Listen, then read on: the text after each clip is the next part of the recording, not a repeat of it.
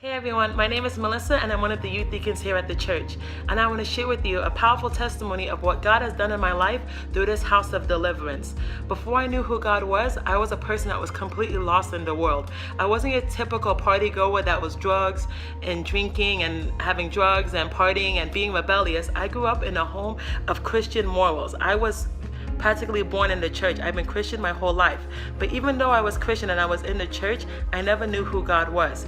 Instead, I was a person that lived in secret sin.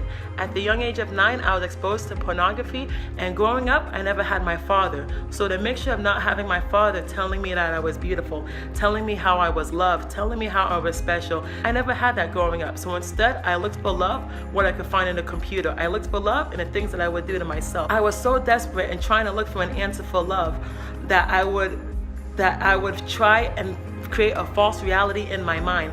I lived a false life in my mind of imagination, of imagining how things would be if I was just a different person. It wasn't until that I was 19 going into college that I was completely fed up with my life, that I was just tired of it all, that I moved from Orlando to Miami to study at FIU. And when I was a freshman at FIU, I said, I am done with this. I'm gonna do whatever I wanna do with my life. And I made the decision that I was gonna leave the things I thought I knew about God and go into the world. That night, as I walked into an elevator, someone invited me to a house of peace.